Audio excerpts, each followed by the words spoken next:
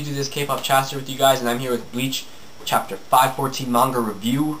And man, this chapter was actually really good. I really got no complaints. It went just as I planned, and I'm sure a lot of you guys thought the same thing from the previous chapter and on speculations and theories that have been going around. So yeah, I'll make this brief as possible for the review. So they're having their skirmish with Juha. We see Ichigo has managed to damage him a bit. Any form of damage that you do to Juha is credible because that guy's a beast. And so Juha explains how he escaped from Kirge's jail. Kirge's jail is meant to entrap enemies, but it cannot trap Quincies. We learned that. And we also learned that Ichigo had dormant Quincy powers inside of him. Now, yeah, dormant Quincy powers inside of him. And so, you know, he said that basically his body kind of adjusted to the Ryatsu in the cage and kind of recognized it, I guess, in a sense, and it awakened at that moment, and that's how he broke out, which I can see that, yeah, that kind of makes sense. And then after that, Ichigo's like, what the hell are you talking about? What do you mean only Quincies can leave? What are you trying to imply? And Juha's like, that's right, you don't know anything about your life, you know, you don't know about your own mother. And the mother, you know, Saki, she is like kind of the link to all this. It's pretty much confirmed now that she had some sort of Quincy encounter or something like that, you know, something that's related to the Quincies, whether it's her heritage, form of powers, whatever, you know. I know some people are debating why she didn't see Grand Fisher, but there's quite a bit of theories going out there on why she couldn't have, or whether she actually did see, she just didn't say anything, but she actually saw Grand Fisher. So there's a lot of theories popping around, you know, whether she actually saw Grand Fisher, or whether she actually just chased him down for the river. So there's a lot of stuff going there. We learned that Juha obviously wants to bring Ichigo with him back to headquarters, and so he tries to go again for a charge. They're having a bit of skirmish still.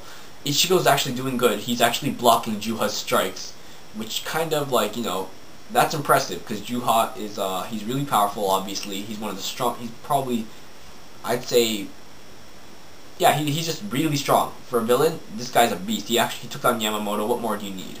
And so we see that Ichigo, yeah, he's able to block that, and Juha stops for a moment. You know, you're defending her for now, and your Blue Vein cannot defend yourself once I release my power. So he's about to release his powers, but that shadow thing, or whatever the hell it was, restricts him, and Hashwald's like right behind him, in saying, you know, Your Majesty, you know, we can't stay here no longer.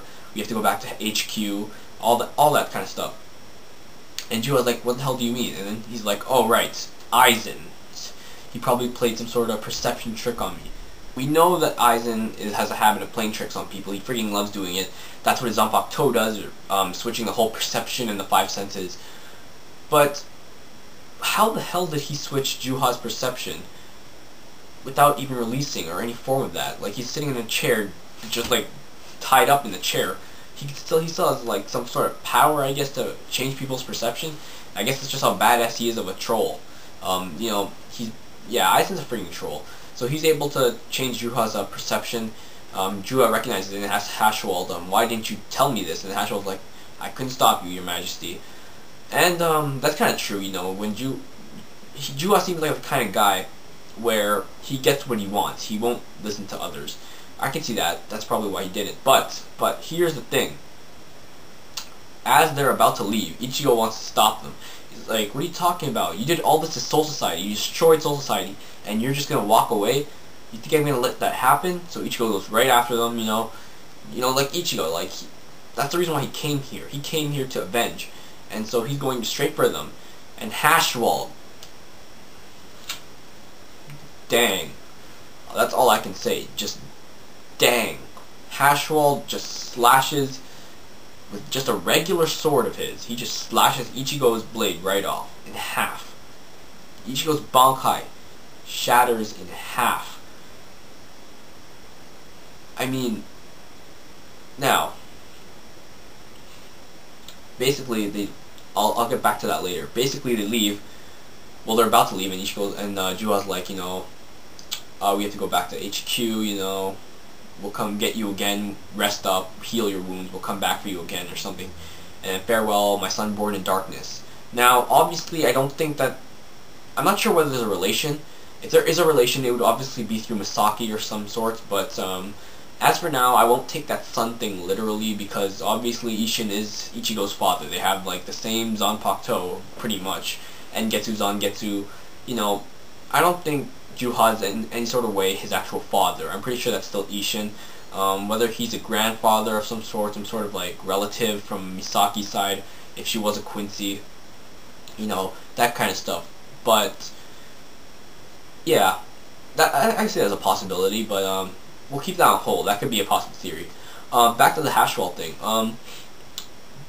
Here's the thing that surprised me a lot. Okay, I realized Ichigo wasn't at his full strength fighting, obviously, because he was trying to break out, so he probably wasn't at his full power, but it was enough. I mean, we saw him clashing with Juha, and Juha was able to strike him. Ichigo was able to defend. And now, my question here is, Hashwell, he's the right-hand man. We always see him like that. But there's just something about this guy. I know he's going to be important later. Hashwell just seems like the kind of guy. He's been standing around too long. He's really suspicious because, I don't know, he was kind of worried when he kind of saw Ichigo losing for some reason. He was like, he had that kind of worried expression. I'm not sure why. He might turn out to be like, I don't know. We've seen like Gin and Aizen. Gin betrays Aizen in the end. Hashwell is just there, but at the same time, he doesn't. I don't think he has killing intent on Ichigo like Juha does. He's not as obsessive. It's as if he's trying to defend him in some sort of way. But I mean, Hashwell is going to be an important link in this arc. I'm pretty sure of it. Count on it. His power, though, he was able to snap Ichigo's Bankai in half, while Ichigo was able to defend against Juha's attacks.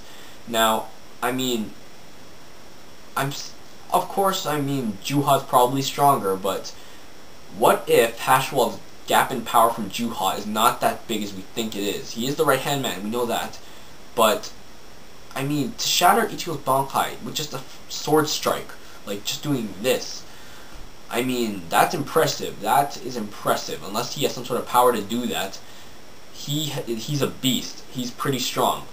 No doubt he would have won against Kenpachi if they clashed. No doubt, if he could do that much damage to Ichigo's Bankai just by cutting it in half.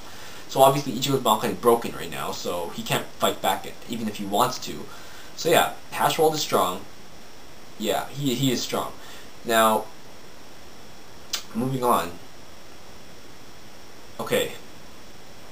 Alright, so obviously there's some people who like this chapter. You either loved this chapter, you either found it was really obvious and you already suspected it, or you hated this chapter. Now, I love this chapter, and I'm sure all of us were suspecting that Misaki was going to be his a Quincy after the previous chapter, which a lot of us were correct. I think that he didn't actually say it was a Quincy.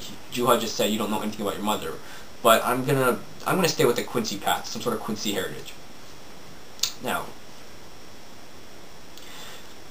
people are wondering why Ichigo's power, didn't awaken earlier. I mean, I got comments like everywhere saying, Ichigo, it doesn't make sense that Ichigo has Quincy powers, Why didn't it awake earlier? Why didn't blah blah blah? Why didn't this? Why didn't this? Now, here's the thing. You gotta understand. The reason I think why Ichigo didn't actually get his powers until later on, until this time, well, first I think in order to get your powers, you have to train for them in some sort of way or form. Train in that specific area. You can't just receive it like a gift kind of thing without having some sort of like training background. Like, he was Shinigami from the beginning, but even if he was a Shinigami through Isshin, he wasn't able to use Shinigami powers until Rukia gave him Shinigami powers, Like, I'm saying, he had the power. He just wasn't trained or any of that sort to get that power to manifest.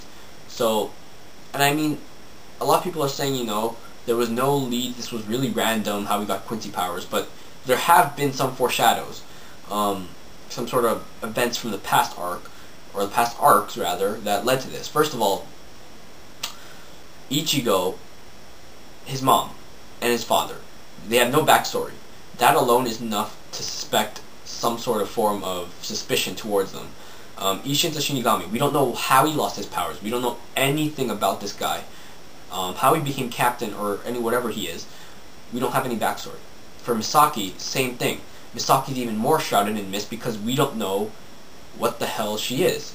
Regular human? Quincy heritage? Both? Who knows? We don't know anything about Misaki, so I'm actually on Kubo's side with this of finally giving her an important chunk in this final arc by giving her Quincy heritage, you know? I mean, obviously it's going to make Ichigo more OP because he has now Hollow, he's had Hollow power, Shinigami, Quincy, full ring, now this guy's OP, but story-wise, it would progress a lot better if he did have some Quincy heritage. I think the story would actually be really good. The way Kubo's did it, I'm satisfied with it. I think it's going to do great for the progression and make us less bored. Now, obviously, the Cage thing is kind of suspicious because he's been around Uryu a lot, who is a Quincy himself, but his Quincy powers haven't ever shown themselves. Unless his Ryatsu has to do with something, but his Quincy powers itself has never shown. Like, in his inner world, where he always sees on Getsu, he saw his Hollow. He just hasn't ever seen his Quincy powers, ever. So, yeah, you kind of lead toward that. But, in the Cage, I think the reason why his powers did manifest in the Cage is because, he was emitting a lot of Ryatsu to break out of that cage, which was supposed to be a seal for Quincies. And so, if you're emitting a lot of Ryatsu like that, it's, around that kind of a barrier where it's made to imprison anyone but the Quincies. I think that kind of makes sense in a way because you're releasing a lot of Ryatsu in that concentrated area, and your Ryatsu would recognize that it's a seal kind of thing for anything but Quincy. So then your dormant powers would kind of awaken, so you would be able to break free, kind of like an adaptation, if you will, So I think that's kind of an explanation to how that happened. But yeah, there's definitely been a lot of foreshadowing. You just have to kind of think about it, but there has. Actually, here's an interesting foreshadow.